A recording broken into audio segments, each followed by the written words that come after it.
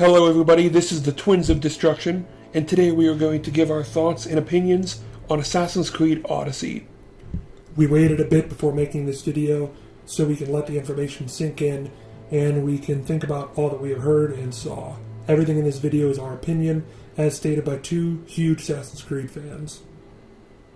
There are apparently multiple endings in Assassin's Creed Odyssey from the different dialogue options. This is kind of weird because the Animus is supposed to pick up exactly what happened in history. So how is that going to work out? Is the Animus going to be not knowing what's going on? Is the Animus going to be wrong? Basically. This will also not give the players of the game a collective feeling of what happened. The stories will be different. And I'm not saying that's a horrible thing. It's kind of the thing that happens in RPGs like Skyrim and The Witcher, but it just doesn't feel like Assassin's Creed. How can the Animus not differentiate between two different genders, male and female? Usually the Animus takes the DNA either through someone's history or personally, like in Origins, and it replays exactly what happened throughout their life. If it can't determine which gender someone is, doesn't that just contradict every part of lore that Assassin's Creed is built up to? Especially Layla's, because Layla's Animus is supposed to be very superb and special compared to the others. We bring this up because apparently the storyline is that Layla finds a set of bones and she can't initially decide whether they are male or female, and that's where the player gets to choose between Alexios and Cassandra. Given that the statues of the gods are not exactly around today like they are in the trailer, I'm assuming that the Animus might be taking liberties as well with what the setting looks like. Again, it's not a huge deal. Makes things look more mythological and fantastical because of things like ancient Greece. But it just kind of pulled me out of the trailer when I saw these huge, enormous statues. They didn't do it with ancient Egypt. Why would they do it with ancient Greece? Especially because the time periods are only 400 years apart. It's weird. Anyways, maybe the Animus is picking up the solution that most likely happened between Alexios, Cassandra, dialogue options, whatnot. And maybe what you pick is that solution. It's not Layla picking the gender. It's literally you, the character, or the player. And maybe it's not Layla picking the dialogue either. It's you picking the dialogue. But the way you play it out is your own sliver of history. But then again, every other player that picked a different dialogue, it also happened that way in their history. Which is, again, why this is weird, because not everybody is going to have the same quote-unquote history. There were rumors, and we have information that we're going to put up on screen of the novelization of the game. And in the description on Amazon, it claims that Cassandra is the main protagonist. Well, like we've said about 3 times throughout this video, you can pick who's the protagonist. Doesn't this prove that Cassandra is supposed to be the main protagonist and that Alexios is just almost an afterthought? Kind of like, oh, well, why not just have a male? But then again, there are many different statues for this game, and there seems to be more of Alexios than Cassandra. Alexios is also on the cover on many of the editions, and so Cassandra is not. That just doesn't make any sense, because if Cassandra is supposed to be the main protagonist, why are they advertising Alexios more often? And then if Alexios is supposed to be the main protagonist, why is Cassandra the main protagonist in the novelization? This also goes to the idea of why Ubisoft won't make a female-led game. I mean, we had Evie, she was a side character, kind of, sort of. We had Xiao Jun, again, a minor game side character. But why can't they just go full-fledged female? What is the big deal? Even Aveline was a female lead protagonist, but even still, that game was, I guess you could say, Assassin's Creed 3 Part 2. So it's essentially what we're trying to say is Ubisoft, either do a female protagonist or don't. Don't shoehorn in a female. Even don't shoehorn in a male for the people that don't want to play as a female. Do a female or don't do a female. This also goes back to what we said before about the dialogue being exactly the same as between each gender. Females were, as history was written, treated differently and interacted differently with many different people throughout history. Given the fact that the dialogue is identical, that almost doesn't make any sense.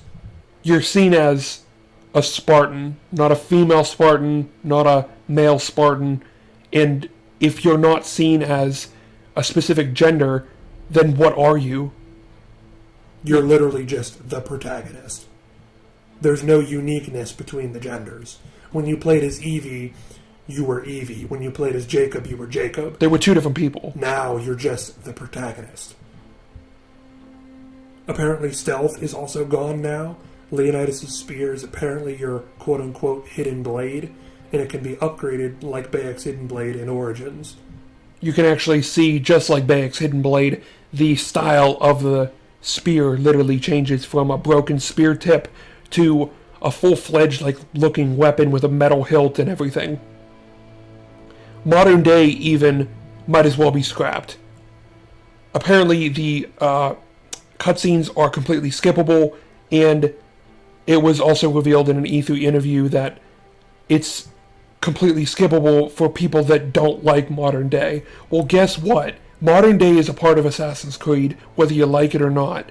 Ubisoft is tending to the fans that they don't even have yet. They're tending to the fans that don't like Assassin's Creed for what it is. That's why they're doing this RPG elements. That's why they're doing this skippable modern day. They're not making it Assassin's Creed. They're making something completely different for the people that haven't even played the game yet, for the people that have criticized the game in the past for what it is. So that's why they're changing the franchise. This is a new IP. It's, yeah. Basically. Yeah. Again, we have not played the game. We have only seen playthroughs and people talking about the game for what they played at E3 and maybe a little bit months before. This is all we know about the game. We could be completely wrong. Maybe there's a huge element of the story that they haven't explained yet, and it could change the tide for everything. We do know that this is a game about a protagonist, Alexios or Cassandra, who is outcast by their family, attempted to be killed, and is a bloodline of Leonidas, also an Isu descent. That's it. So as far as we know now, it is the protagonist trying to find out their lineage, because obviously they are related to the Isu in one way or another, and they are going to be interacting with First Civilization in one way or another. Yes. So as far as we know, this is not an Assassin's Creed game. This is a mercenary game. Learning about the philosophical ideologies of the Assassins and Templars. The idea of fighting for free will versus control. And it just seems different. Like, I even remember when Origins was first released at E3, and it seemed different to me, but it also seemed exciting. This one, I don't know if it's because of the bad rap it's getting.